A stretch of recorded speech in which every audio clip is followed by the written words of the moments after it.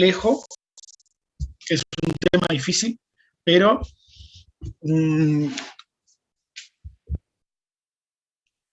por lo que vengo escuchando fue una de las clases por ahí más claras en relación a este tema, ¿sí? O sea, es un tema muy, muy complejo, que tiene un montón de cosas, pero de la forma que se lo fue llevando adelante, me parece que ha sido un tema que obviamente en este momento por ahí, si hago preguntas, no se van a acordar, pero si fueron tomando sus apuntes y fueron siguiendo la clase, es muy probable que puedan estudiar todo a partir de eso, porque realmente me pareció de este lado que fue una clase recontra clara y explicado de tal manera que se evitó que sea tan vuela pelos como es realmente el tema. Y si ustedes lo van a buscar al libro, va a ser una cosa casi indigestible, si es que existe la palabra, a comparación de si ustedes toman lo que ustedes fueron tomando como apuntes de la clase y van por ahí buscando en base a eso, ¿sí?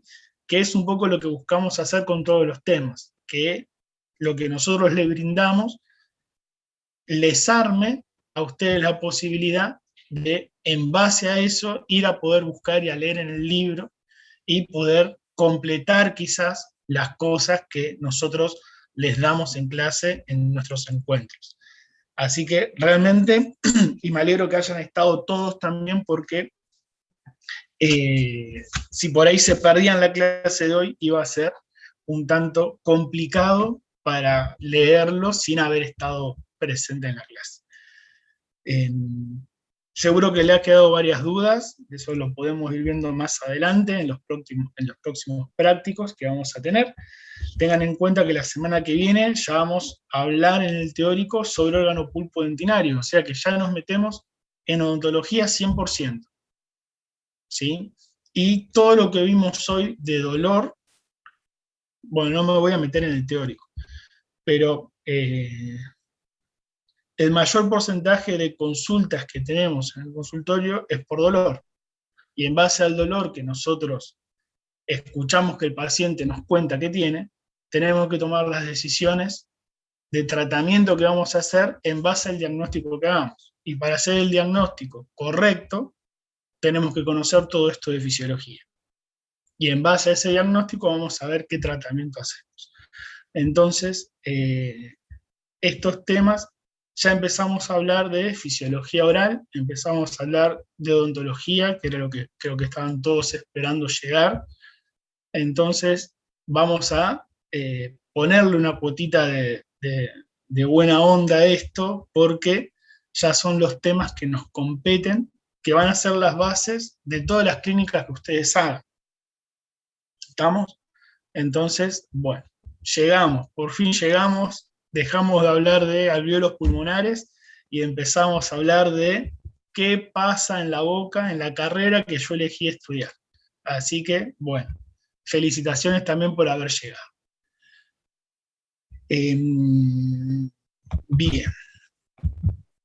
Y respecto a esto que preguntaron en el teórico, a ver si ustedes pueden pensar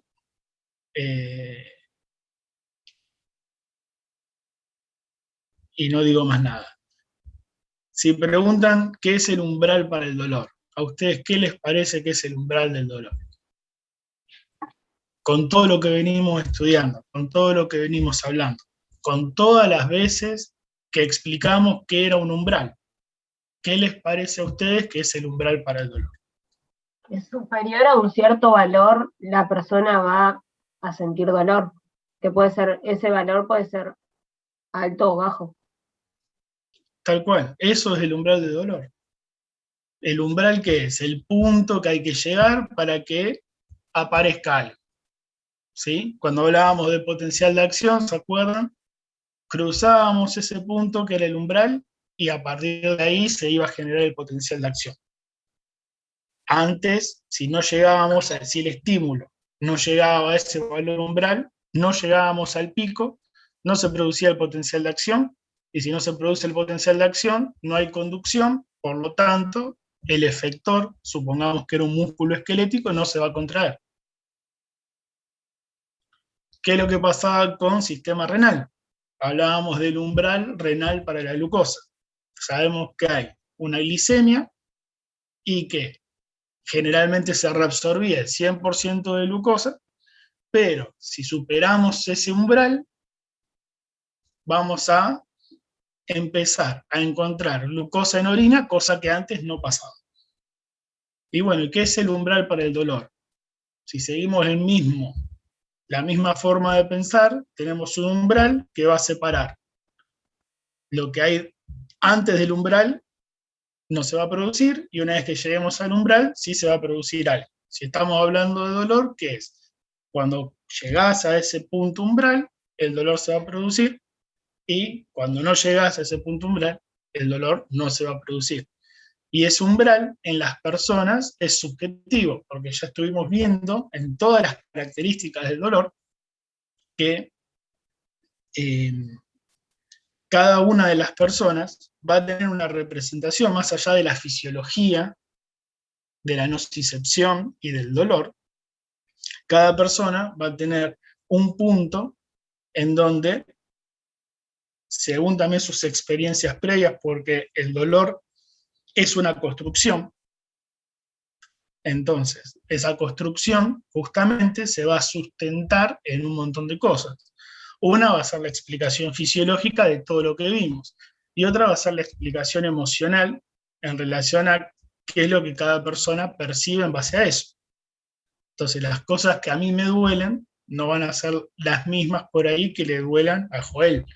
O el estímulo, la intensidad del estímulo que yo reciba y me produzca dolor, quizás no va a ser a esa misma intensidad. Augusto no está percibiendo dolor. Entonces, ese umbral sí es subjetivo y puede ir variando de persona a persona, si bien hay parámetros establecidos como el tema de la temperatura. Bueno, menos de 10 grados puede ser que te esté produciendo dolor, más de 45 grados puede ser que te esté produciendo dolor. Si eso, si ustedes tienen los calefones nuevos, que ustedes pueden regular la temperatura en cuanto a grados, vieron que generalmente los calefones los regulábamos con 1, 2 o 3. Entonces, bueno, lo ponías en 1, en 2 o en 3, pero no sabías cuántos grados era. El tema es que cuando cambié el calefón nuevo, me decían cuántos grados. Y bueno, digo, ¿y a qué temperatura me tengo que bañar? ¿Qué sé yo, cuántos grados es caliente y cuántos grados está bien y cuántos grados no?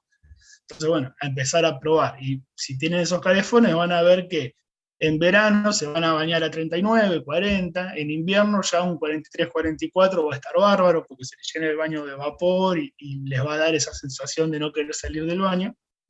Y realmente, de 45 en adelante, se la pueden llegar a bancar, pero al principio se van a encoger un poco porque les va a quemar de 45 en adelante. Bien. Pero fíjense la diferencia que hay con cuando ustedes toman el mate. Porque el mate, el agua lo calientan a 90, por ahí la hierven, sí, se les pasó y bueno, se pasó, van a tirar todo y empezar de nuevo, no, ya fue, le echan un poquito de agua fría y seguís.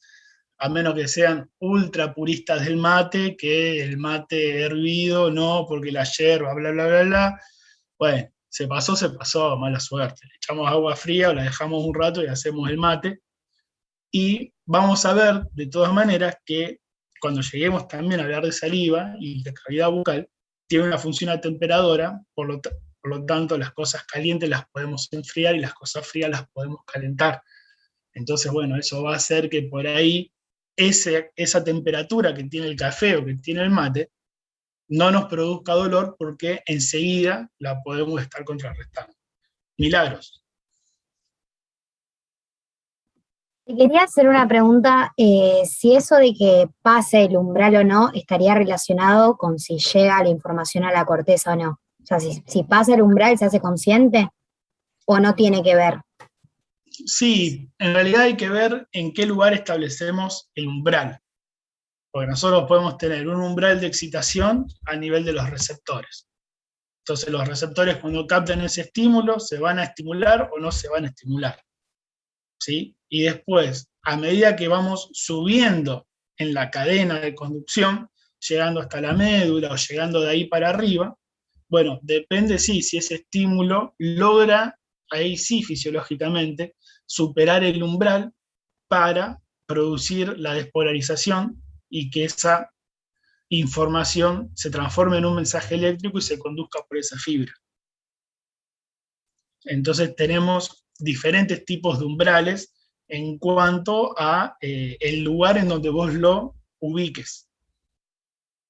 ¿Sí? Una vez que el receptor captó ese estímulo y ya por medio de una fibra se conecta con el centro integrador en la médula espinal y eso se conecta por medio de un mensaje eléctrico, ahí el umbral se pasó porque si no, no se va a transmitir eso. Ya hablamos específicamente de lo que sucede a nivel fisiológico, ¿sí? Por ahí el otro umbral es un poco más subjetivo y tiene que ver con cuánta presión yo te tengo que hacer a vos en el brazo para que te duela o no te duela.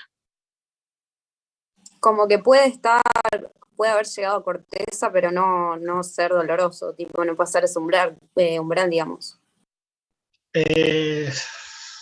Cuando llega a corteza, en realidad vos vas a estar sintiendo que yo te estoy apretando. Porque a corteza, viste que llega y ya se hace consciente que te está sucediendo algo. El umbral, en relación a, yo creo que cuando preguntaron en teórico el tema del umbral, no se refería a la parte fisiológica en cuanto a la conducción, porque la conducción, ¡guau! ¡Qué ciego! La conducción siempre se va a pasar ese umbral para que haya conducción, sino que se refería a esta parte subjetiva de ver qué es lo que está pasando para ver si me genera o no me genera dolor ese estímulo. Sí, fue mi pregunta y nada, sí me refería a eso, ¿cómo se llama? Al tipo del umbral, viste que cada persona, yo estuve en tercero, hice tercero yo, se hablaba de un umbral de cada persona tenía, según, no sé cómo voy a decir, por, por lo que vivió, por lo que pasó, cada persona tenía distinto tipo de umbral de dolor. Algunas pueden soportar bastante dolor, como dicen que las mujeres soportan bastante dolor, a diferencia que el hombre. Imagínate si no van a soportar más dolor que nosotros y ellas pueden parir y nosotros no. ¿Vos te imaginaste a vos pariendo en algún momento? No, ni pedo. No, una locura. No seríamos capaces. Yo creo que la raza se terminaría porque nos moriríamos de dolor en el momento que estamos pariendo. Y ellas sí se lo bancan y es más, les encanta porque después siguen pariendo, ¿viste? Porque quieren seguir teniendo chicos, te dicen que para que no tengan uno solo, que no esté solo, que tenga hermanos, pero quieren seguir teniendo ese dolor. Nosotros nos moriríamos. Y nos pasa lo mismo cuando nos resfriamos y estamos enfermos. O sea, nosotros somos inservibles mientras ellas siguen manteniendo la funcionalidad con 45 grados de fiebre y pueden seguir funcionando, y nosotros con 37,6 ya estamos que no podemos mover un dedo para ir a buscar un vaso de agua. Entonces, bueno, sí, son mucho más resistentes ellas que nosotros, y fíjate también que cómo se respondió en el teórico fue, o sea, no hubo una respuesta muy elaborada porque el umbral al que vos te referías es un umbral subjetivo que no podemos medirlo con bases fisiológicas. Entonces, bueno, vos decís, sí, las mujeres son más resistentes al dolor que nosotros. Sí, en líneas generales sí, para ciertas cosas sí. Para otras ciertas cosas quizás no. Metelas en un partido de fútbol y dar un pelotazo en la cara. Nosotros por ahí resoplamos y sacudimos y seguimos jugando, y ellas quizás a veces no. Fíjense lo que pasa en los partidos de vóley, que por ahí un pelotazo en la cara, estamos jugando en un partido de vóley en la pileta o en la playa, y nosotros nos dan un pelotazo y no sé si es por vergüenza o qué, o por quedar bien con justamente las mujeres que están mirando, hacemos como que no pasó nada, mientras que si le das un pelotazo en la cara a alguien, va a venir el novio, te va a putear, se va a enojar, van a parar el partido para ver qué le pasó. Son un montón de cosas que, bueno, están instaladas en la sociedad y que entendemos a veces que si bien ellas resisten mayor dolor, hay situaciones en las que no. Por eso la subjetividad del umbral del dolor. En cuanto a eso, cuando entramos a lo fisiológico, el umbral del dolor es el mismo en la explicación, en la conducción de ese estímulo para transformarlo en un mensaje eléctrico. ¿Estamos? Bien. Bueno. Bórrense la imagen de Cristian pariendo, porque ya pasó. No. Bórrense esa imagen y retornemos con los temas que tenemos que hablar nosotros. Bien. ¿Alguna pregunta más en relación a esto? Yamila, cuando vos mencionaste que habían visto esto de dolor superficial y dolor profundo, cuál era más localizado y más difuso, no entendí en dónde lo habías visto. En anatomía el año pasado Aníbal dio una clase de generalidades ¿de qué era? De todo lo que son vísceras, todo lo que es mitocondria y todo eso, y decía también de cuando se hablaba de dolor, que venía un paciente y decía que le dolía en un lugar localizado y era más lo que dijo la profe somático, y cuando era visceral era más complicado saberlo. Pero nombró eso en general, y cuando la profe lo nombró yo no me acordaba y estaba confundida y yo le dije al revés, por eso lo pregunté. Ajá. Sí, porque cuando fue así, primero que no había entendido de dónde venía, y segundo, que sí, me había quedado eso porque había entendido yo que lo habías planteado al revés de cómo era. Pero bueno, quedó aclarado eso. Cuando la profe lo aclaró, ahí ya me lo grabé, que estaba al revés yo. Pasa que viste que son cosas que lo ideal de esto sería estudiarlo de una sola manera, no estudiar la comparación. Porque lo mismo que cuando hablamos, bueno, cuando pertenece a una rama del trigémino y el dolor va para arriba y no va para abajo. Ya el no va para abajo la caga. Porque vos te acordás de que va para arriba y después te acordás de que no va para abajo. Pero en un momento de esa de pelotudez que tenemos, se te confunde el que va para arriba y para abajo, entonces ahí se te confundió y lo tenés al revés.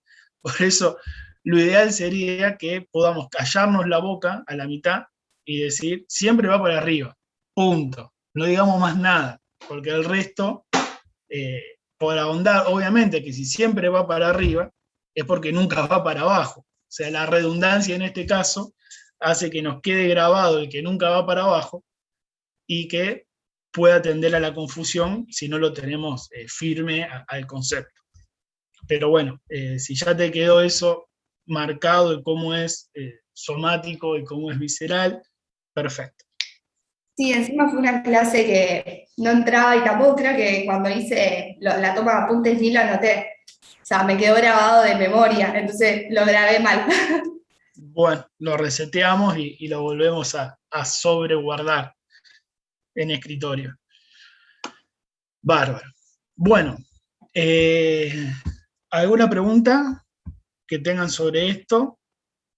¿O se las guardan todas ya para la semana? ¿Hoy qué es? Miércoles. Para la semana que viene, cuando ya empecemos a ver todas otras cosas que les tiene que generar preguntas y son curiosos en cuanto a la profesión. Profe. Sí, Augusto. Cuando hay una persona infartada, he escuchado, no sé si es cierto o no, que le duele el estómago.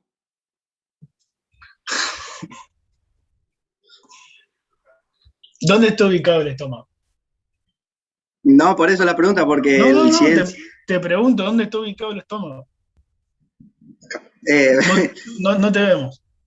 Claro, abajo del... No, mostranos para vos en dónde está el estómago. Parate y mostranos. Acá abajo del... ahí. Bien, ¿y dónde está el corazón? Arribita. Arribita en dónde. Porque... El dolor del infarto, cuando una persona tiene un infarto, ustedes lo que van a escuchar es que esa persona les está diciendo que sienten que tienen la pata de un elefante aplastándole el pecho. ¿Estamos? Eso es el dolor de un infarto. El infarto de miocardio, el dolor que se siente es que tenés al gordo Porcel sentado arriba de tu pecho. ¿Está? Si tenés tal dolor de presión externa, ¿no? Un dolor de compresión tan fuerte, y el estómago está ubicado apenitas arriba, como dijo Augusto, perdón, apenitas abajo, en este caso, del corazón, y vos tenés ese dolor tan profundo ahí, es lógico que también te duele el estómago. El dolor del estómago va a ser la menor de tus preocupaciones, porque lo que te va a movilizar es el otro dolor. Y como vimos en el teórico, sí, ese dolor se puede referir también al brazo, se puede referir al ángulo de la mandíbula. Esto es cuando es un infarto de esos que la persona se agarra el pecho y te das cuenta que tiene un infarto. Porque vieron que hay infartos que por ahí no se sienten. Por ahí la persona le dice, sí, me dolió un poquito el brazo, y bueno, no deja de haber sido un infarto, quizás de menor proporciones que un gran infarto de miocardio que te tira al piso. ¿Estamos? Pero cuando el infarto de miocardio se expresa con todos los colores que tiene, el dolor es esa presión insoportable en el centro del pecho. Y puede ser que te haga doler el estómago. Ahora sí. Bárbaro. Profe, ese dolor, por ejemplo, el que dijo Augusto, ¿sería por una vía rápida? Porque es un momento rápido el que te agarra el infarto, ¿no es que lo venís? Ajá, sí, es un dolor instantáneo, momentáneo, y que justamente se transmite por la vía rápida.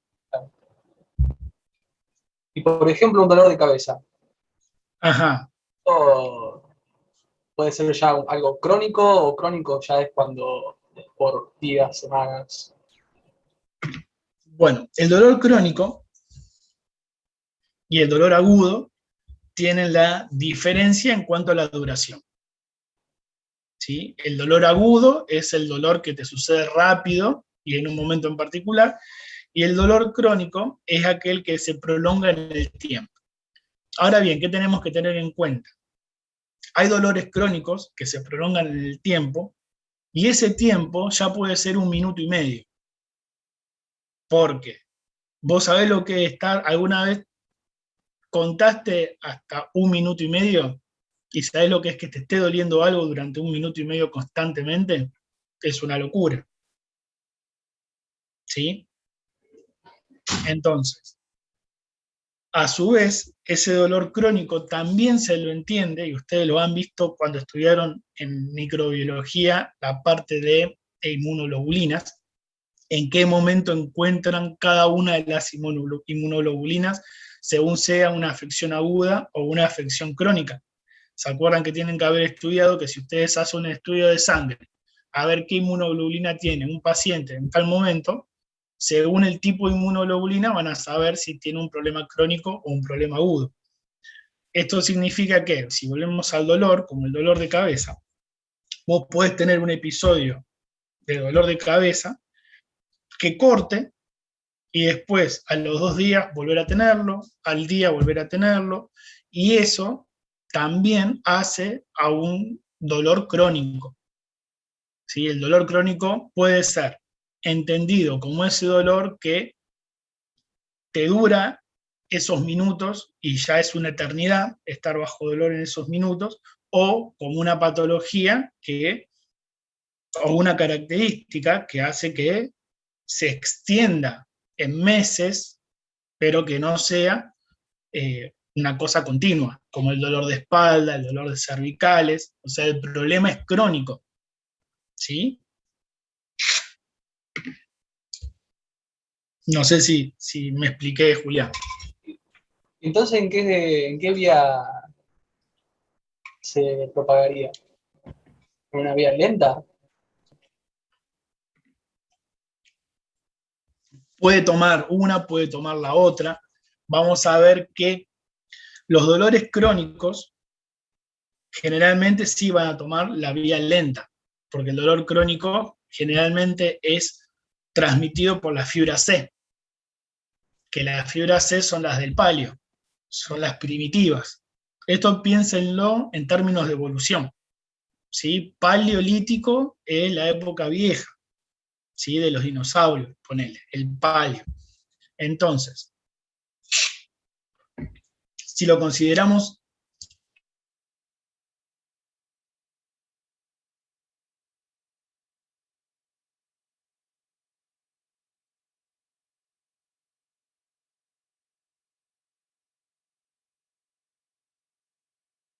la conducción por el palio, por la vía vieja, digamos, pero eso no quita que también se puede estimular la nueva. Cuando hablamos de crónico, sí, generalmente es la de la fibra C. Pero eso no quita que las fibras A delta tampoco, o también no se estimulan. ¿Sí? Si bien la preferencia es marcar dolor crónico, fibra C, AS, palio espinotalámico, dolor agudo, fibras A delta, fibra mielínica, neoespinotalámico.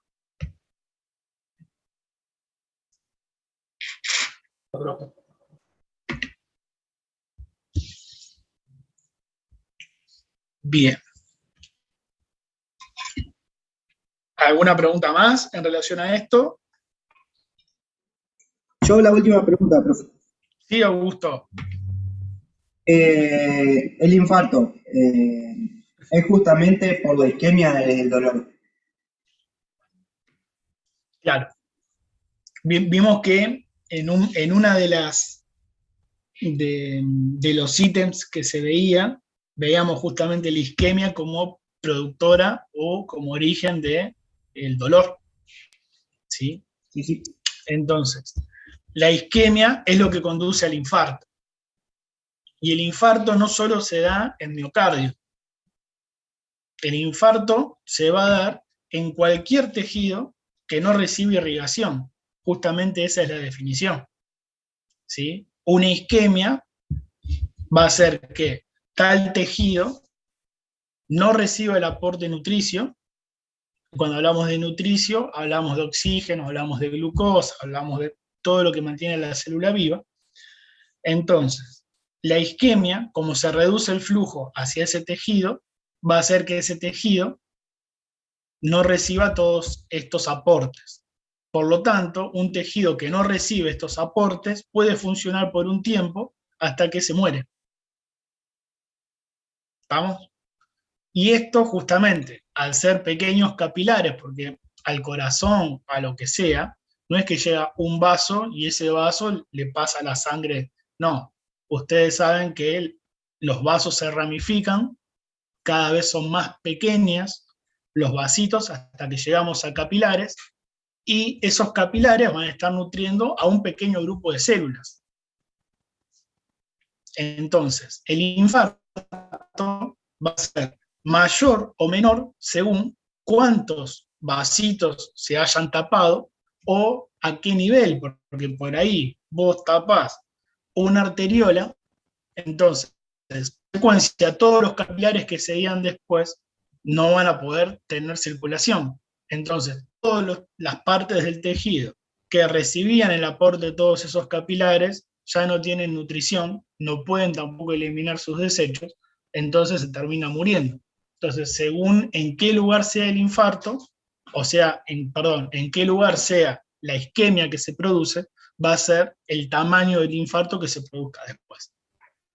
Y ustedes, esto también sucede a nivel del cerebro, que es lo que es el accidente cerebrovascular.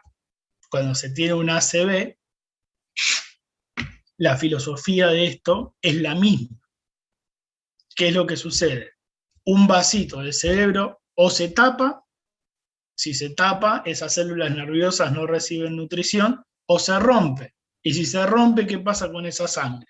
En vez de llegar por dentro del vaso, se escapa dentro del tejido. Por eso vieron que hay un ACV que es el hemorrágico y hay un ACV que es el obstructivo, en donde o se tapó o se rompió el vaso. Entonces, se termina infartando ese tejido nervioso. Estamos en la misma filosofía de la explicación de qué es lo que está sucediendo. Y si ustedes han visto la serie Doctor House,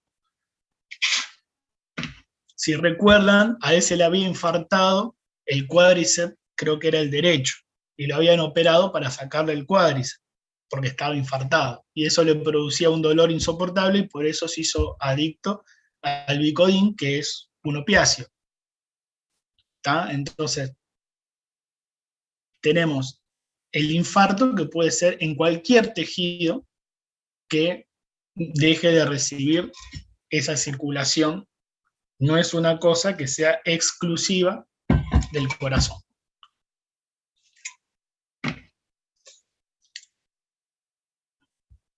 ¿Estamos? Sí, sí. Bien. ¿Vieron Doctor House? Porque capaz que les tiro el ejemplo y no sabían de lo que estábamos hablando. Claro, es una serie de hace 20 años atrás. Ustedes, claro, 20 años atrás estaban todavía en los planes de sus padres por ahí. ¿En qué año estamos? 2021. Y fue 2000, y sí, unos 15 años atrás, más o menos. Así que ¿Y por dónde la bien. pasaban? ¿Por dónde la pasaban? No sé, porque yo tenía un amigo hacker que descargaba todo lo que andaba dando vuelta y las grababa en DVD. Imagínense lo viejo que es. Ustedes capaz que ni tuvieron un DVD. Las grababa en DVD, entonces veíamos por DVD todas las series grabadas. Yo la vi En Netflix igual. en Netflix. Sí, me ¿Estaba parece estaba en Netflix? Sí, estaba en Sí, Netflix. está. O estaba. me parece que estaba. Yo la veía por ahí y después no la encontré más. Igual las primeras temporadas son las mejores. Después la última, ¿viste cuando la estiran al pedo? Bueno, la Se estiraron volvió al pedo. como- Ahí también, la estiraron al pedo. Bueno, ¿alguna otra pregunta en relación a esto? Profe, yo tengo una pregunta. Sí. Que yo no entendí muy bien lo del fenómeno de convergencia, viste que la profe mostró un dibujo. Ujú. Ese no lo entendí muy bien. Bien. Volvé al dibujo ese, tenelo en mente, que era el dibujo de la médula. ¿Sí? Era el dibujo del corte de la médula, con las astas. Y al principio de la clase se había visto que la información llegaba a el asta. Siempre positiva llega a alguna opción del asta posterior de la médula espinal. Entonces, cuando se recoge la información esa que llega, puede ser que de la piel o de algún órgano, esas fibras que obviamente van a ir desde la piel a llegar a un órgano y van a llegar hasta la médula, puede ser la misma neurona.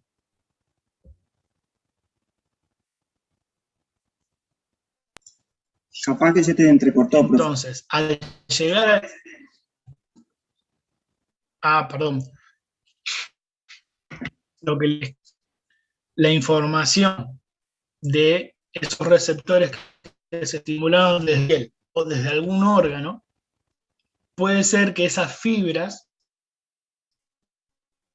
o sea, vos tenés las terminaciones que son los receptores al centro integrador, puede ser que esas fibras lleguen a la misma neurona.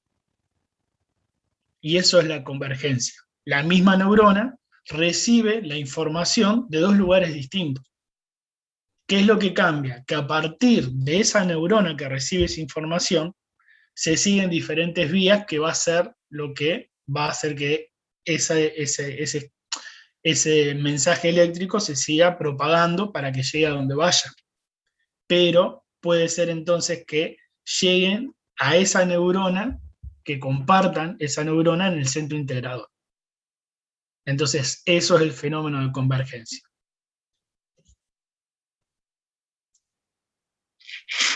Todo, gracias, profe. ¿Y sería un error de la neurona eso, profe? ¿Sería un qué? Como si fuera un error en la neurona. Sería un error de la Matrix. Ah, No es un error de la neurona. Eso es que por ahí eh, es una forma de ahorrar justamente que tiene el organismo. ¿Sí? Porque imagínate que la cantidad de estructuras que están enviando información al sistema nervioso central son tantas que si tendríamos que tener una neurona para cada pedacito de estructura, tendríamos que tener el triple de médula espinal para recoger todo eso. Entonces ese fenómeno de convergencia es una cierta forma de ahorrar en neuronas. Eso por ejemplo, le duele un primer premolar y el segundo el problema. ¿Cómo, Julián? Se me entrecortó, te escuché molar nomás. El ejemplo que dio ella, por ejemplo, del primer premolar que le dolía, pero el que tenía la carie era el segundo. Algo así de... Ajá. Sí. Eso es tal cual así, en la clínica es tal cual así.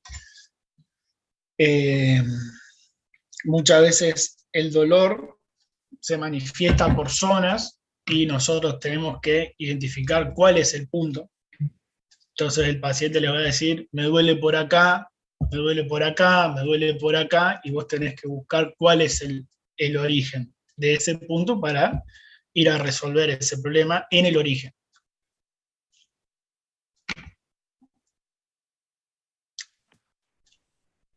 Profe, a mí no me quedó muy claro lo de que los nociceptores no se adaptan. Bueno, vos sabés que eso es,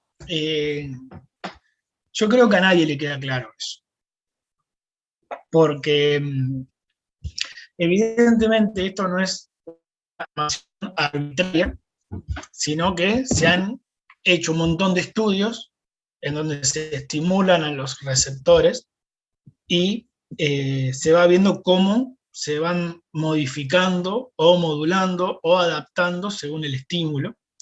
Y evidentemente han concluido en que las terminaciones nerviosas libres, a diferencia de otros tipos de receptores, no se adaptan y siempre que se los estimule va a producir ese dolor. Pero cuando volvemos a cómo empezamos hoy la charla, que hablábamos de ese umbral subjetivo, yo no sé hasta qué punto se adaptan o no se adaptan.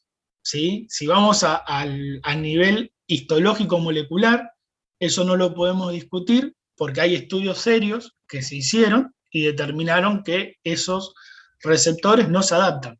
Y nosotros no podemos hacer nada más que respetarlo y si no, empezar a hacer estudios de laboratorio con terminaciones nerviosas libres, ir estimulándolas y ver qué pasan para escribir nuestra propia teoría. Ahora, si lo llevamos a la realidad o a la vida, bueno, esa subjetividad del umbral y esa forma de recibir el dolor e interpretarlo, bueno, yo no sé si adapta también es la palabra correcta, porque por ahí decir que no se adapta, bueno, fue la traducción de este estudio que se hizo, que capaz estaba escrito en arameo antiguo, y la palabra más cercana para la traducción era que se adapta.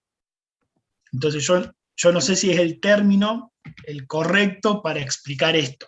Cuando ella lo dijo, a mí se me vino como a la cabeza el no se saturan, pero no sé si sería así. Ella hizo referencia también medio como que a que uno no se acostumbra al dolor para mí. Como que no es que lo dejas de sentir, pero para mí uno lo deja de sentir si es un dolor bueno, tranquilo.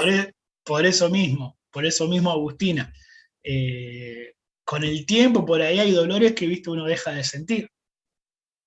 Pero bueno, este estudio ha determinado, como el ejemplo que dábamos, ¿no? Ustedes tienen anteojos y esos receptores que estarían recibiendo la información sobre la presión de las narinas y sobre las orejas, y dejan de sentir esa presión y se olvidan de que tienen anteojos, cuando se hace este mismo estudio sobre las terminales nerviosas libres, la respuesta y el resultado es diferente. Entonces eso es lo que origina a esta afirmación. Pero si lo llevamos a lo que cada uno ha experienciado en relación al dolor, esta afirmación por ahí no tiene tanto sustento si lo que hablamos es de adaptación y de ver cómo lo llevamos adelante. Es, para mí, una afirmación un tanto controversial. Habría que buscar realmente cuál es el origen de esta afirmación para decir los nociceptores no se adaptan. Todos entendemos que sí.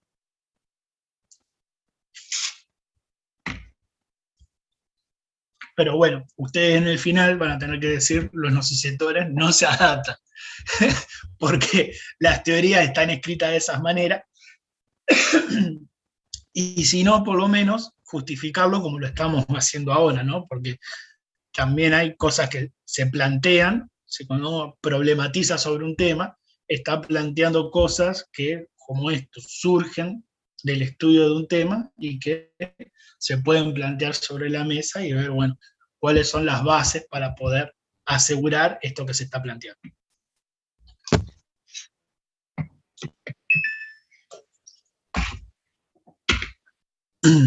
Bien. En definitiva, quedamos así. ¿Algo más?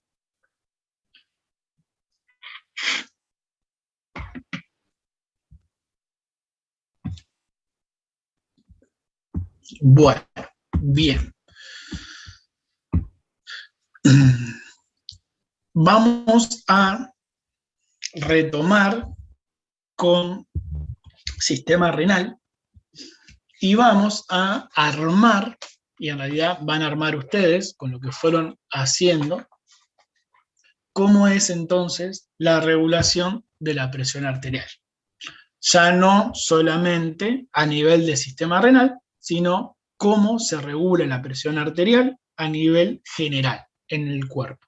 Y de esa manera llegamos a cómo influye el sistema renal para esa regulación, pero partiendo desde el cuerpo en general. Así que, ¿quién quiere tomar la posta?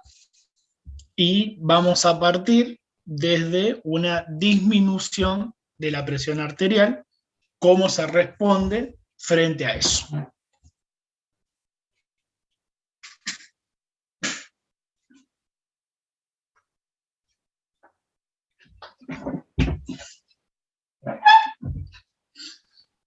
Profe, ¿puede ser lo de los varoreceptores que habíamos dicho la clase pasada? Bueno, ya el puede ser ahora ya no vale más. Bueno, por la estimulación de los varoreceptores. ¿Vos estás segura que por los varoreceptores, Juliana? Sí, cuando hay una disminución. Sí, entonces si está segura y no es más, puede ser que. ¿Cómo te llamas? Juliana. ¿Puede ser que vos te llames Juliana? No, vos te llamás Juliana. Listo, entonces, ¿estamos seguros? Estamos seguros. ¿Esta clase es un bodrio? Sí, es un bodrio. No hay que sea un bodrio. No. Estamos seguros. Disminución de la presión arterial a nivel general. ¿Cómo actúa el cuerpo en base a este estímulo? Se estimulan los varoreceptores y, bueno, en el hipotálamo se libera la vasopresina. Después, la vasopresina va a generar una vasoconstricción en el túbulo distal del riñón para... Bueno, para un segundo. Dije, vamos a hablar desde nivel general y después vamos a llegar a lo que sucede en sistema renal. Entonces, desde un nivel general, tenemos una disminución en la presión arterial. ¿Qué es lo que va a suceder? Una vasoconstricción. ¿Cuántos sistemas reguladores del cuerpo hay? 2. Bueno, entonces, ¿cuál va a actuar rápido y cuál va a actuar lento? El nervioso rápido, el endocrino lento. Bueno, entonces, ¿cómo vamos a plantear el tema? Cuando hay una disminución de la presión arterial, hay dos sistemas reguladores, uno lo va a hacer de manera rápida, uno lo va a hacer de manera lenta. Bueno, ¿cuál vamos a hablar primero? El nervioso, el rápido. El nervioso. Ahora sí. ¿Cómo hablamos de esto?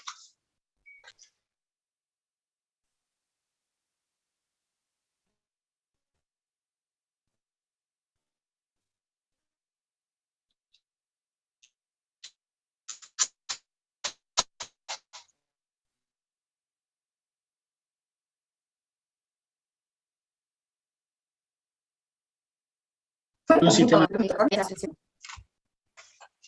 Fibra aferente, centro ¿Empieza en la fibra aferente? No, empieza en el estímulo.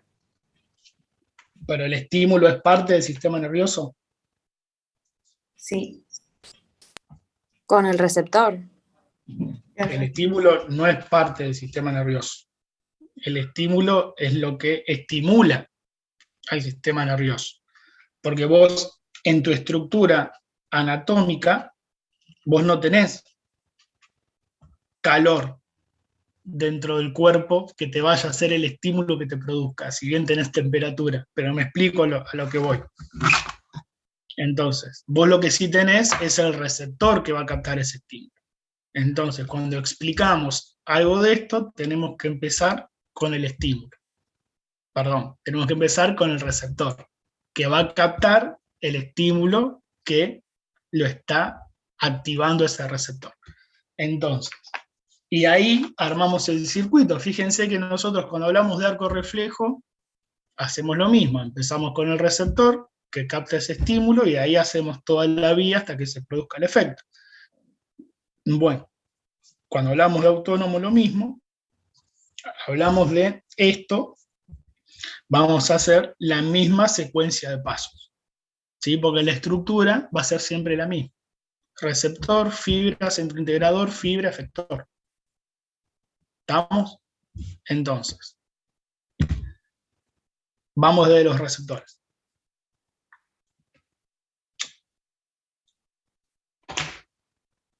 El alfa 1, profe.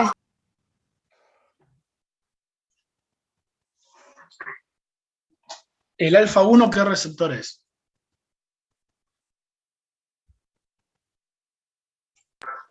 Asociado a proteína. Adrenérgico. Receptor adrenérgico. Receptor adrenérgico. Bien. ¿Podría ser, profe? Disculpame. No. Cuando nosotros estudiamos sistema nervioso autónomo, a los receptores alfa 1, ¿en qué lugar los ubicábamos?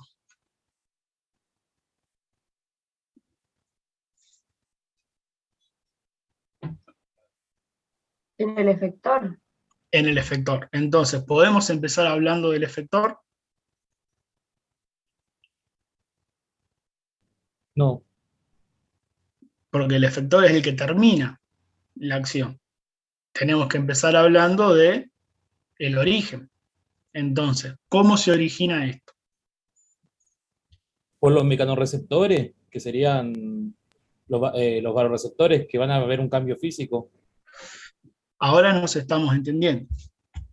Entonces, los receptores que tenemos que tener en cuenta para el principio de esto son receptores sensitivos, no los receptores efectores.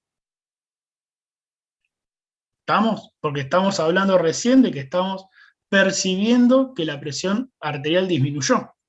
Entonces tiene que haber un receptor que sea sensible a las modificaciones de presión, por eso es un vasoreceptor, y que va a estar ubicado ¿en dónde?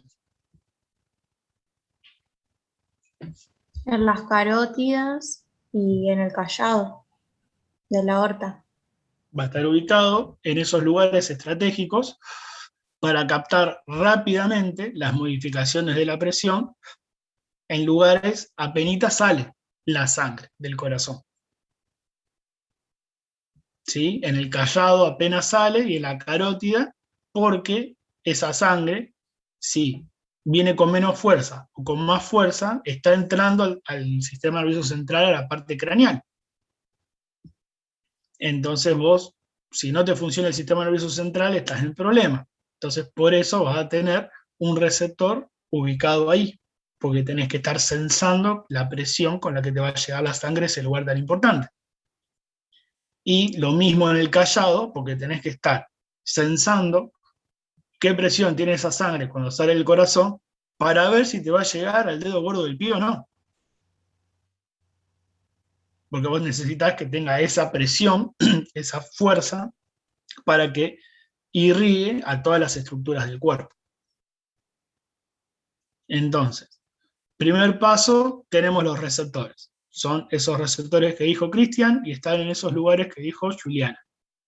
¿Estamos? Y esta es la explicación de por qué ubicamos a esos receptores en esos lugares. ¿Estamos hasta ahí? Bien. Y de ahí, ¿cómo continúa?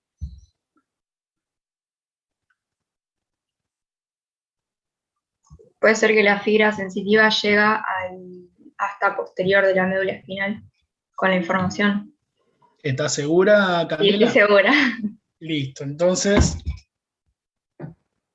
no me titubees, si estás segura, no me titubees. Vos me tenés que vender esto. No me puede seriar. Entonces, todo estímulo sensitivo, ¿a dónde va a llegar? Al centro integrador. Va a llegar al centro integrador, ¿sí? A una porción del sistema nervioso central que va a recibir esa información y va a actuar en consecuencia. Eso es lo que hace el centro integrador. ¿Estamos? En este caso, para la presión arterial, ¿cuál es el centro integrador? El centro vasomotor. El centro vasomotor. ¿En dónde está ubicado? En el bulbo. En el bulbo.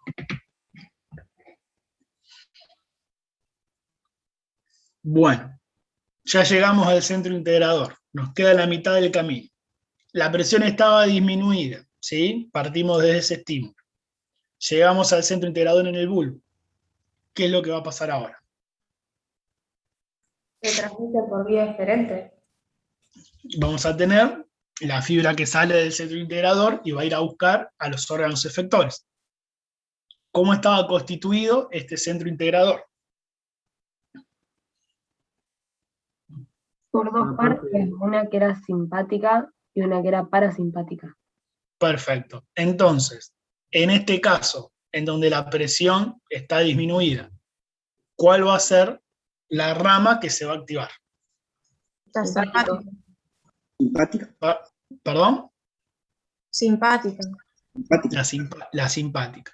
¿Qué es lo que hacía el sistema nervioso autónomo simpático como respuesta sobre qué órganos efectores se iba a actuar para que nosotros podamos decir ahora que esto me va a terminar aumentando la presión? La adrenalina y la noradrenalina actuaban sobre los receptores adrenérgicos.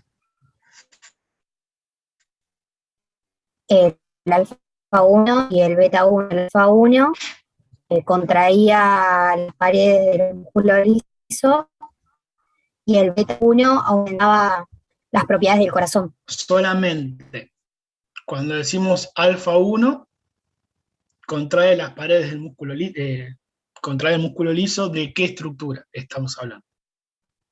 De los vasos sanguíneos. De los vasos, ¿sí? El alfa 1 contrae el músculo liso perteneciente a los vasos sanguíneos.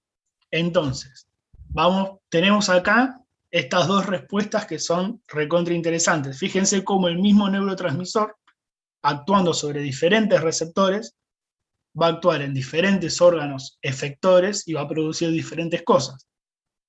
Por más que hayamos partido de la misma adrenalina y la misma noradrenalina.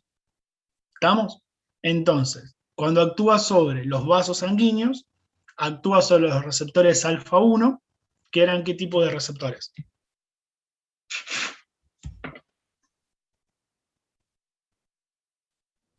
Asociada a proteína G. Asociado a proteína G. ¿Cuál? Alfa 1. GQ. GQ. ¿Qué hacía la GQ? Actuaba sobre la fosfolipasa C y liberaba diacilglicerol y inositol trifosfato. Y en consecuencia, Aumenta el calcio citoplasmático. aumentaba el calcio citoplasmático. Bien. Entonces, este aumento de calcio citoplasmático, ¿se acuerdan cuando estudiaron músculo? Al aumentar el calcio citoplasmático, entonces se puede producir el andamiaje entre la miosina y la actina para que se produzca la contracción. Entonces, estamos en músculo liso, que está en el vaso sanguíneo, que se produce la vasoconstricción. Si se produce la vasoconstricción, entonces, ¿qué es lo que nos va a estar dando a favor de poder aumentar la presión arterial? Y que al disminuir el diámetro del vaso, la sangre tiene que hacer más fuerza para poder ingresar. Entonces aumenta la presión. ¿Y qué es lo que está, qué parámetro está disminuyendo al haber disminuido el diámetro?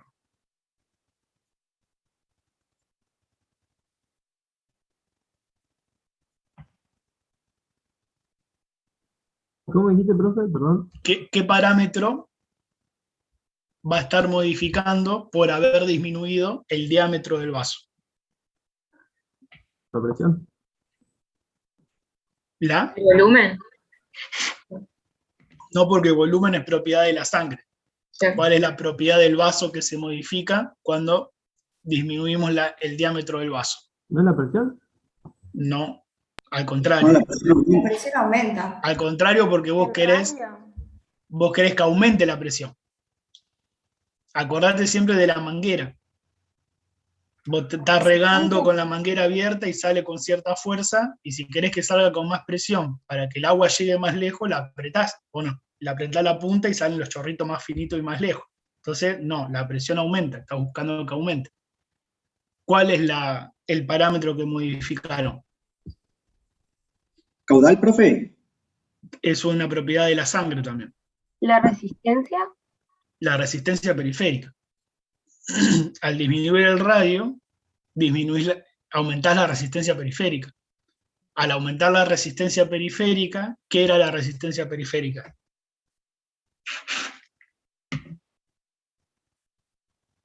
La fuerza que ejercen las paredes del vaso Ajá.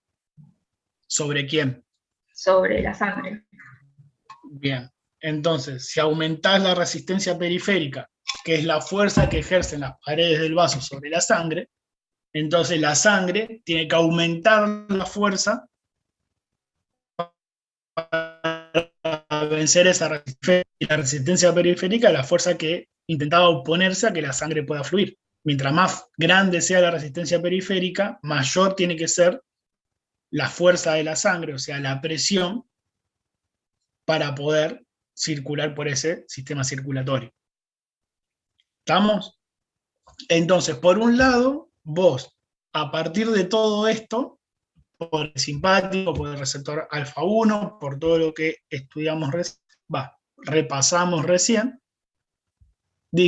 disminuimos el diámetro del vaso, ¿sí? Por ende aumentamos la resistencia periférica, por ende la presión tiene que aumentar. ¿Está? Ese circuito quedó armado ya. Bueno, ¿qué es lo que sucede cuando actúa sobre los receptores beta 1?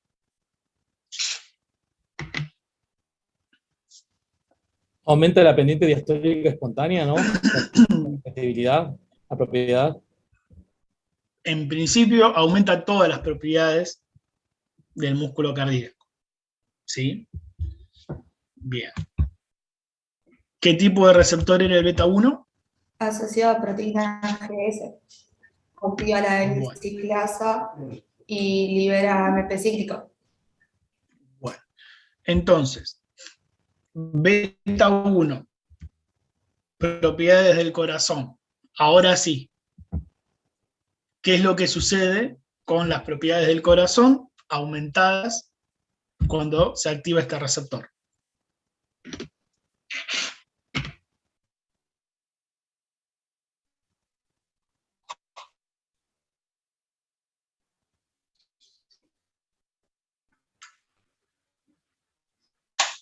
¿Qué pasa con las propiedades, profe? Sí, más vale. Aumentan. Dijimos recién, aumentan todas las propiedades del músculo cardíaco. ¿De qué manera? El gasto cardíaco.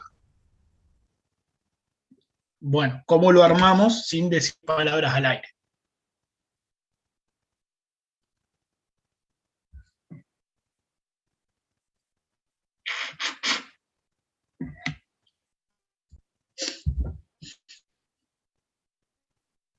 Aumenta la frecuencia y por lo tanto aumentar el gasto cardíaco. Aumenta la frecuencia cardíaca y por lo tanto aumenta el gasto cardíaco. ¿De qué manera todo esto hace que aumente la frecuencia cardíaca?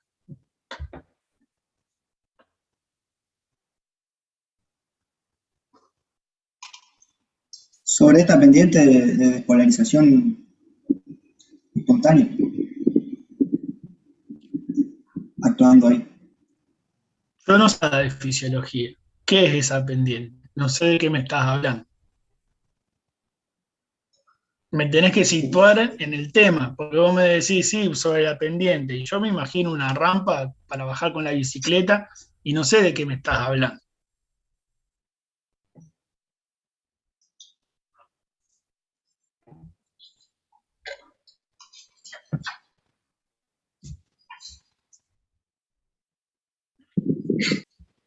Y la excitabilidad, yo creo que está diciendo él, y sería el potencial de acción de respuesta lenta. Aumenta, aumenta. Está bien, me estás dando más datos, pero no me estás situando en el tema.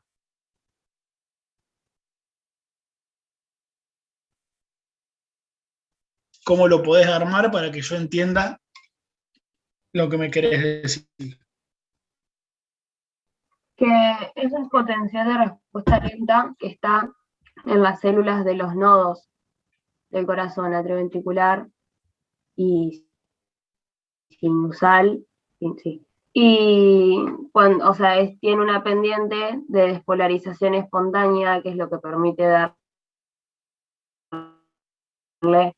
que el corazón, digamos, tenga su...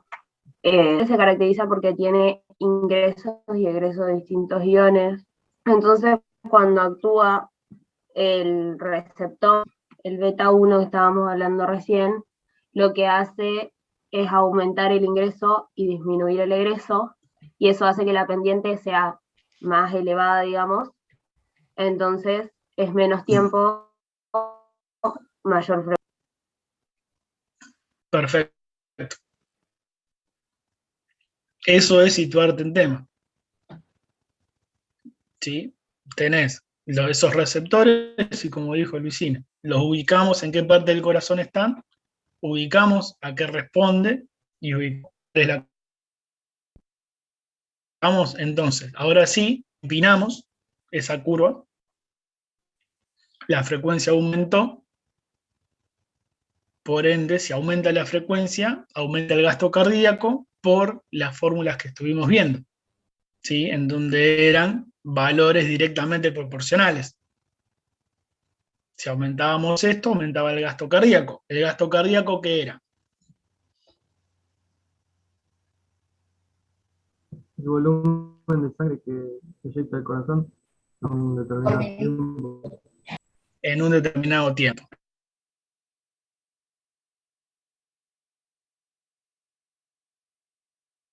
La frecuencia aumentó, el volumen aumentó. Aumentaron los dos, aumentó el gasto cardíaco. Si aumentó todo esto, es mayor la cantidad de sangre que el corazón está bombeando. Si el volumen está aumentado, entonces, ¿qué va a suceder con la presión? Aumenta. Va a estar aumentada. Y habíamos partido de el estímulo, ¿cuál era? La disminución de la presión. La disminución de la presión. Entonces, terminamos de esta forma, haciendo todo el circuito y explicando paso a paso cómo, partiendo de un estímulo en donde la presión arterial estaba disminuida por el sistema nervioso, logramos aumentarla. ¿Estamos? Y este es el paso a paso que ustedes tienen que saber. Camino inverso. La presión arterial estaba aumentada. ¿Qué es lo que sucede ahora? Lo captan los vasoreceptores, se produce la vía afluente, llega al sistema integrador, el bulbo raquídeo, después se va a la vía eferente, y si es aumentada actúa el parasimpático, alcanza los vasos sanguíneos, produce vasodilatación y disminuye la presión.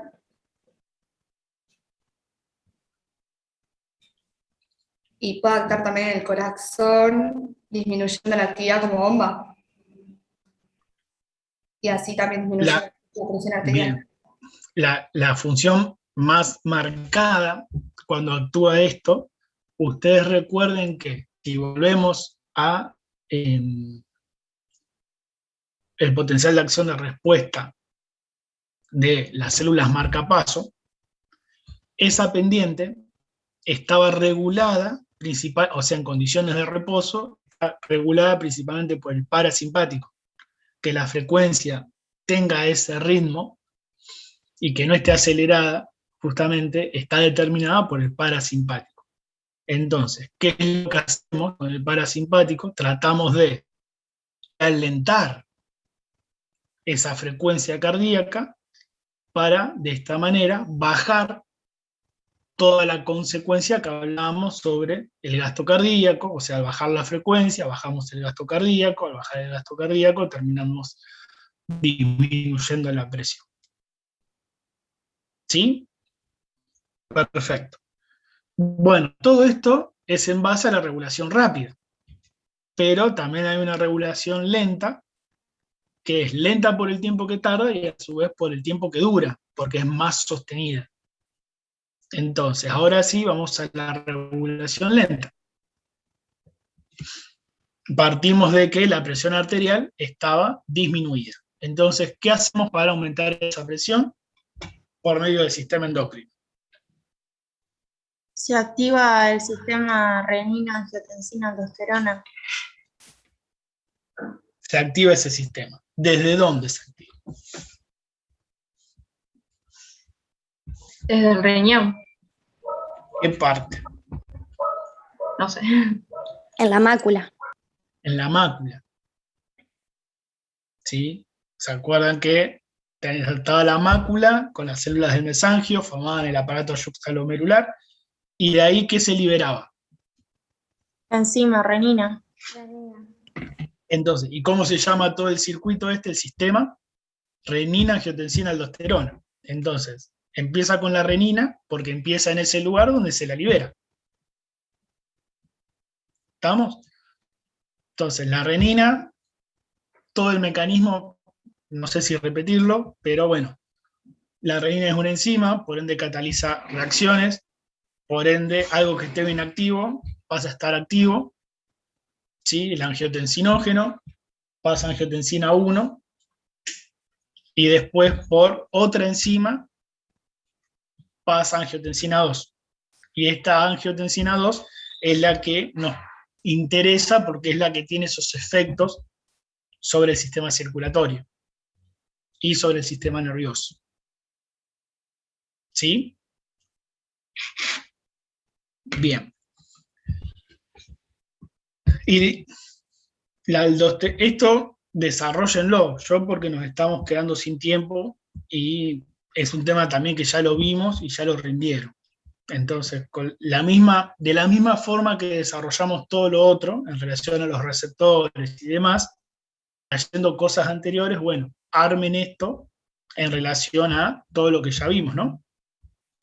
Con la angiotensina, con todos sus efectos sobre los vasos y sus efectos sobre el sistema nervioso, porque recuerden que la angiotensina te estimulaba el centro de la sed, estimulaba el hambre por lo salado, o sea, todo eso a nivel del sistema nervioso. Entonces, angiotensina, y después de la angiotensina la aldosterona. Y bueno, acá tenemos que rememorar las funciones de la aldosterona, de dónde se secreta la aldosterona, cuáles son los estímulos para secretar la aldosterona, cuál es la jerarquía de los estímulos para secretar esa aldosterona, cuál va a ser el mecanismo de acción y qué efecto va a producir. ¿Estamos? Y aparte de la aldosterona, con su función sobre el sistema renal, ¿qué otra hormona también interviene? La vasopresina. La vasopresina. O hormona antidiurética. Entonces, seguimos la misma línea de armado del tema. Tenemos el estímulo y sabemos que la vasopresina trabaja para esto, para revertir este estímulo. Lo mismo, cómo se sintetiza, cómo se libera, qué funciones cumple, cuál es el mecanismo de acción que va a hacer que en ese lugar se produzca algo para que podamos contrarrestar esa presión que estaba disminuida. ¿Está? Bien, todo eso lo tienen que armar ustedes. Y si la presión estaba aumentada, ¿qué es lo que sucede? ¿Actúan las prostaglandinas? Actúan las prostaglandinas, que ¿qué función tienen? Producen vasodilatación, disminuyen la resistencia arterial y aumentan la presión. No, perdón, y también disminuyen la presión. ¿Y qué más actúa? No sé. Los péptidos natriuréticos. ¿Por qué los péptidos natriuréticos?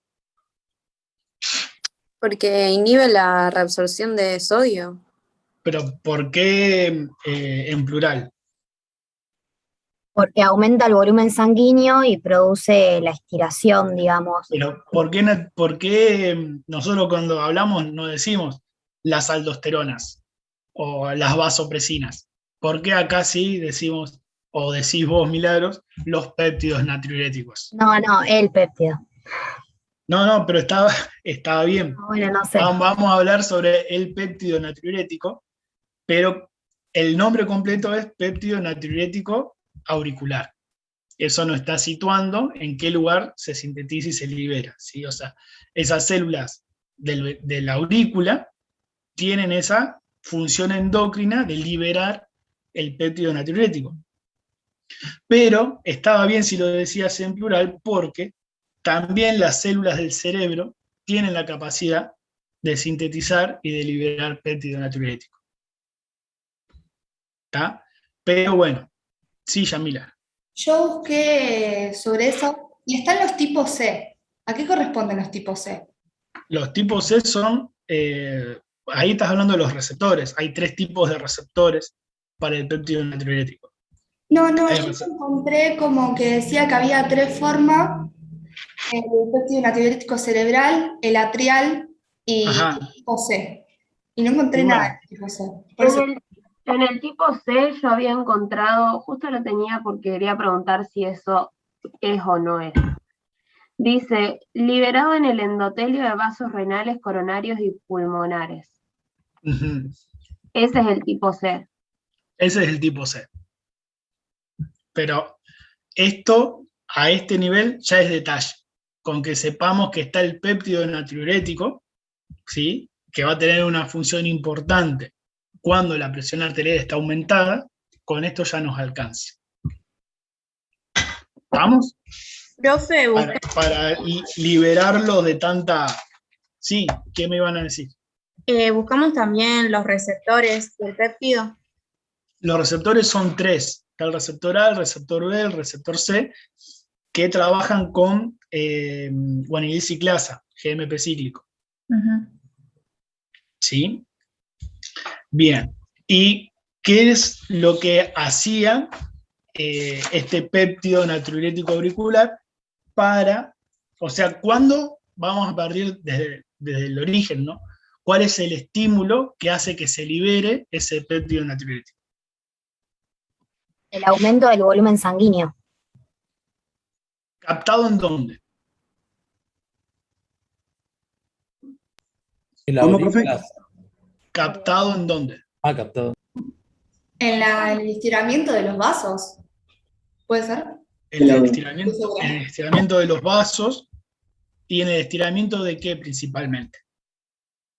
Estiramiento auricular. Del músculo auricular, de las aurículas. ¿Sí? ¿Por qué? Porque volvamos atrás, la presión está aumentada. ¿Sí? Y ustedes, si van a producir esto a nivel de las aurículas, esto es porque la sangre que llega a las aurículas llega con una mayor presión. ¿Sí? ¿Se acuerdan que cuando hablamos de cómo se llenaba el corazón, hablamos de la precarga? Bien, entonces, la precarga está aumentada. Esa sangre llega con más fuerza. Si llega con más fuerza, las paredes del ventrículo se distienden más. ¿Sí? Es como que se estiran más. Cuando estas paredes se estiran más, entonces estas células empiezan a liberar el péptido natriurético. ¿Estamos? Entonces, ese sería el estímulo. Perfecto. Y después, para terminar con esto, ¿qué es lo que va a producir? ¿Cuál va a ser el efecto? ¿Inhibe la renina, puede ser? Una es inhibir a la renina, porque la renina se estaba liberando cuando necesitamos aumentar. Entonces, de esta forma, inhibimos la renina, inhibimos todo el sistema.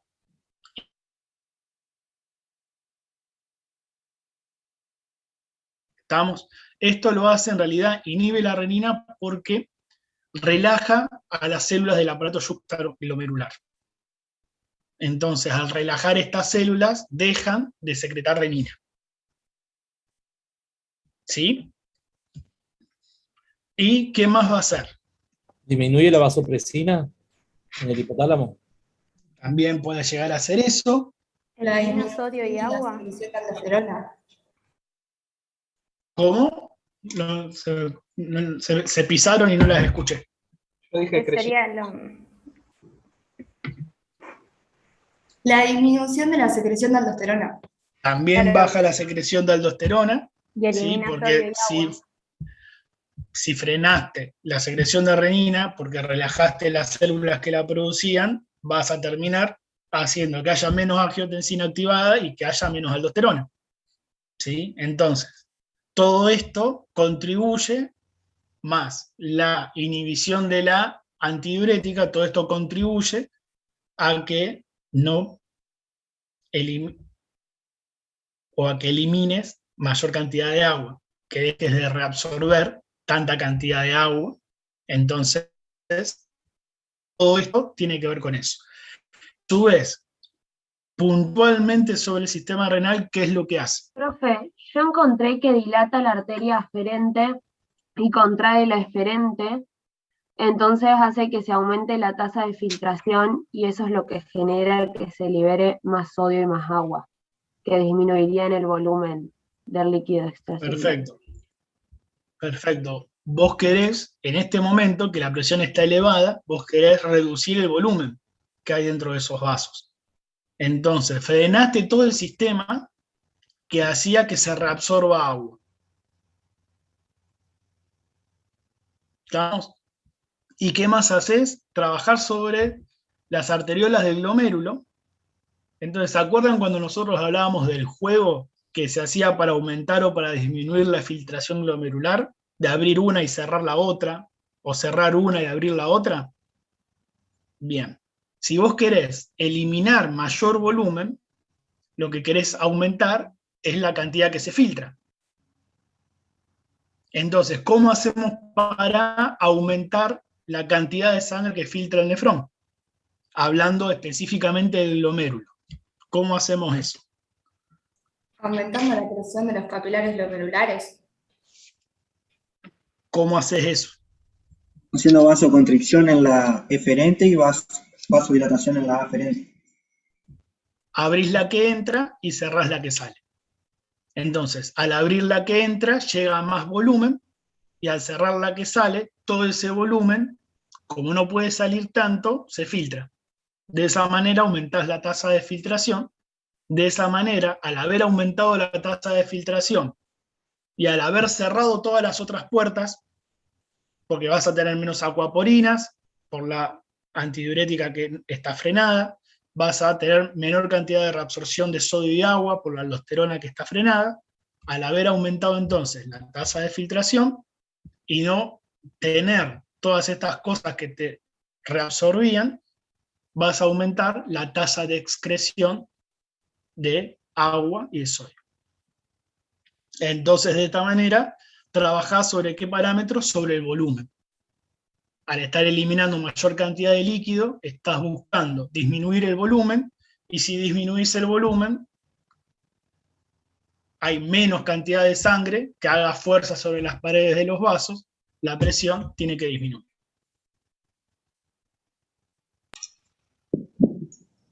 Profe. Sí, Augusto. Yo leí que también disminuía, digamos, la reabsorción de agua gracias a que hacía más hipotónico el intersticio a nivel de la médula. Claro, porque eso tiene que ver también ya a nivel finito con lo que sucede con los vasos rectos que acompañan el asa. Como que aumenta el flujo, así. Claro, aumenta el flujo, entonces al aumentar ese flujo es menos lo que vos empezás a reabsorber dentro de esos vasos, entonces estás en la misma. Disminuye la reabsorción, al disminuir la reabsorción hay más líquido disponible para poder eliminar.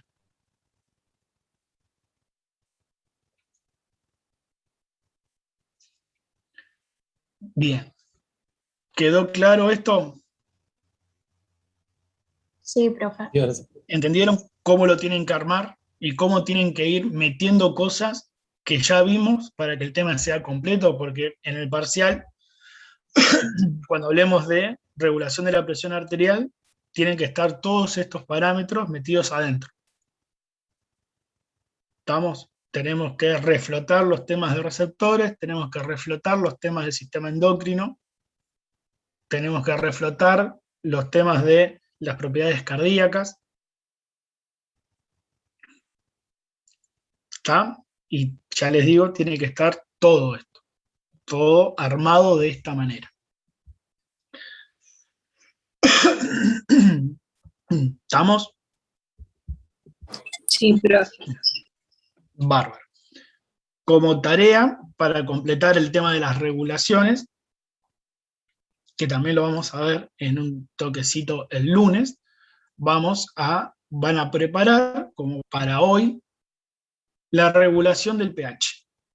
Ya vimos la regulación de la presión arterial, van a preparar la regulación del pH. ¿Sí? Recuerden que tenemos, por un lado la sangre, por un lado el sistema respiratorio, por un lado el sistema renal. Entonces vamos a ver cómo regulamos el pH. ¿Y desde dónde tenemos que partir? Tenemos que partir de qué es el pH y cuáles son los sistemas buffer del cuerpo. ¿Está? Sistemas buffer, también entendiendo cuáles son las cuplas ácido-base. ¿Estamos? Y a partir de ahí, que es el título general de todo el tema, vamos a ir viendo cómo los diferentes sistemas del cuerpo actúan para mantener ese pH. ¿Estamos? Eso es lo que tienen que armar para el lunes como tarea interna del trabajo práctico, al margen de la actividad que tienen que hacer para el campus.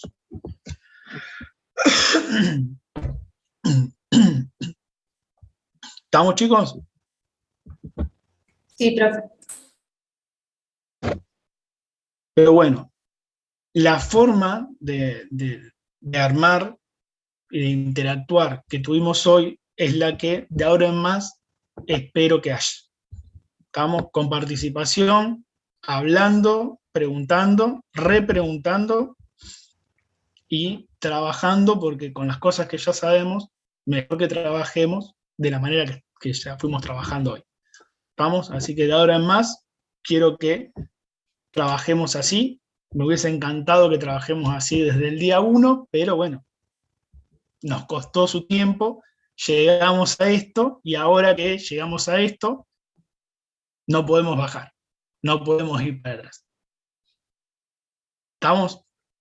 Y todo lo que vayamos viendo sobre fisiología oral, también preguntas como hoy, 1000 preguntas, tenga que ver con fisiología oral o no, pero preguntas, preguntas y preguntas, porque es la clínica, la base de la clínica en la carrera que ustedes eligieron.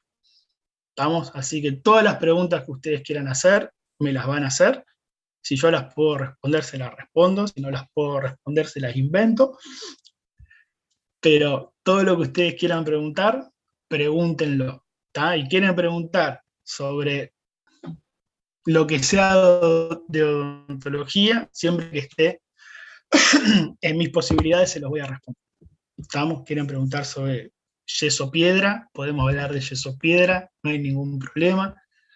Lo que ustedes quieran. ¿Estamos?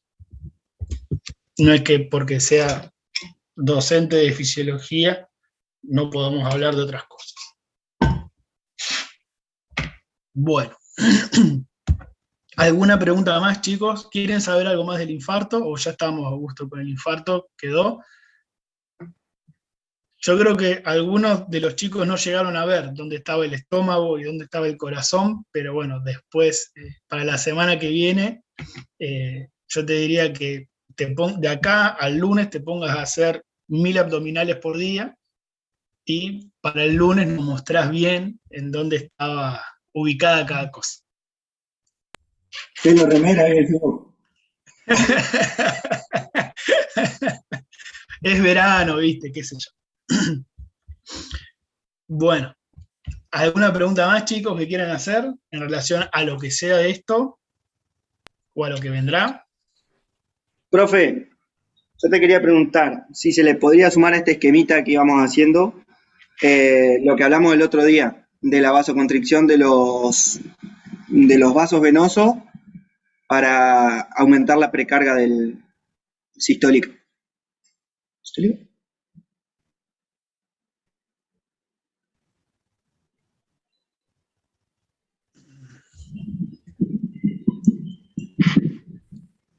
O sea que se me cortó todo. No te escuché absolutamente nada de lo que dijiste. Podríamos sumar y no sé qué dijiste.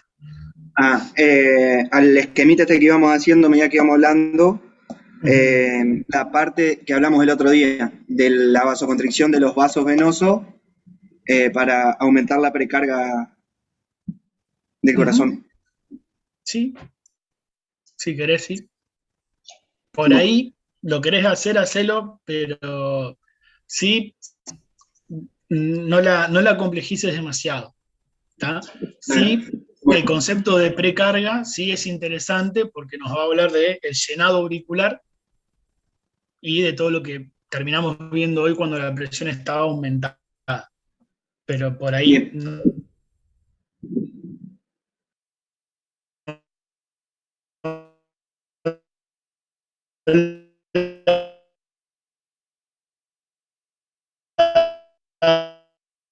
no la vayas a algo tan fino. Bueno, como se está cortando internet, vamos a tener que terminar con la clase. ¿Quieren preguntar algo más o ya estamos? No, profe. No, profe. Candela siempre está suficiente, ya nos tenemos que ir, así que vamos a hacerle caso a Candela, a menos que haya una pregunta más.